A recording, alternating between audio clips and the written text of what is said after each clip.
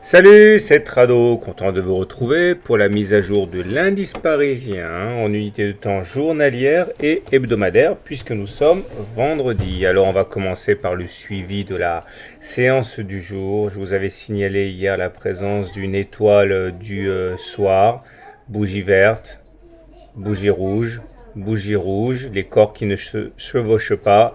On était en place pour l'inscription de plus bas. J'avais dit on n'a pas fait les plus bas à court terme, même si on peut s'attendre à un répit. Ben, un répit, il n'y a pas eu. Et baisse, il y a eu avec un CAC qui abandonne encore plus de 1%. Il est vrai que le fait qu'on ait cassé ce support oblique ici n'était pas forcément très encourageant pour la suite. D'ailleurs, je vais l'enlever parce qu'il a déjà rempli son office. Et on se retrouve sous le nuage, sous la M20, sous la Kijun, sous la Tenkan. Bon, c'est franchement pas bon. Alors moi, ce que j'aime pas non plus au niveau des indicateurs techniques, c'est la présence d'une divergence baissière cachée. Regardez ça. On a fait un plus haut sur les indicateurs momentum. Sur l'indicateur momentum, on a fait un plus haut.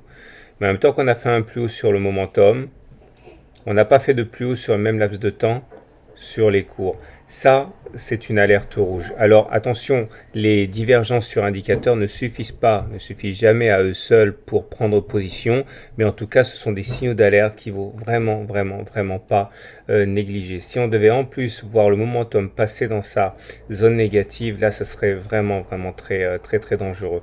Donc l'alerte n'est absolument pas levée pour la suite. Et l'absence de volume montre bien qu'il n'y a vraiment pas non plus de course aux bonnes affaires, hein.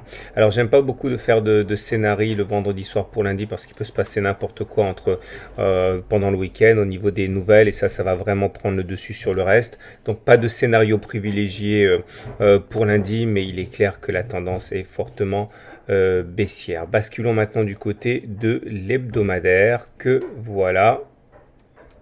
Si maintenant on analyse en unité hebdomadaire le CAC 40, c'est vraiment compliqué cette histoire parce que les modèles sont au bord de la rupture. Vous allez tout de suite comprendre pourquoi. Je vais skipper tout de suite l'hebdo pour vous montrer le mensuel parce que ça a beaucoup d'importance. Regardez, nous on surveille depuis très longtemps cette moyenne mobile à 20 mois. Ok, on a vu que lors de ces 4 mois-là, on a enfoncé la M20, mais finalement pour clôturer au-dessus. Donc à chaque fois, on a préservé la tendance haussière. C'est encore ce qui s'est passé sur le mois d'août. Et là, regardez, sur le mois de septembre, on est en ce moment en dessous.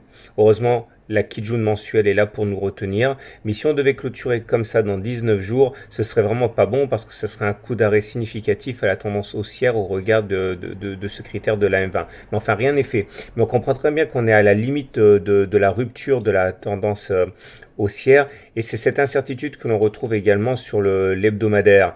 Hein, chaque bougie ici une semaine de cotation et vous voyez bien que au regard de la théorie de dos, on est en tendance baissière. Là au moins c'est très clair puisque les creux sont descendants et que les pics sont descendants aussi. Alors comme je l'ai dit, on a eu une alerte haussière ici puisque les pics étaient devenus ascendants soudainement, mais ça a été invalidé par inscription d'un nouveau creux. Donc on est bien en tendance baissière au regard de la théorie de dos. Maintenant, au regard de la théorie de Weinstein, c'est moins sûr. Alors, généralement, on dit que quand on est en dessous d'une moyenne mobile à 30 semaines qui est baissière, on est en tendance baissière. Mais en fait, c'est un critère qui est imparfait parce qu'il faut en plus avoir cassé un support significatif. Et il n'y a pas eu de cassure significative de support, à mon avis, pour l'instant. C'est-à-dire qu'on est toujours dans les clous. Donc je dirais qu'on est en ballottage défavorable pour les haussiers au regard des critères de Weinstein. Maintenant, si on regarde la théorie Ishimoku, là par contre on est au-dessus du nuage. Donc techniquement, on n'est pas en tendance baissière, mais on n'est pas non plus, on n'a pas le feu vert de la tendance haussière du trade haussier parce que la lag in span ici est en dessous des cours. Si on devait passer au-dessus des cours, en se maintenant au-dessus du nuage pour les cours, là on aurait le feu vert de la tendance haussière. Donc vous voyez que tous les modèles renvoient des signaux assez contradictoires, tout simplement parce qu'on est à deux doigts de la rupture à de long terme, mais ce n'est pas encore acquis.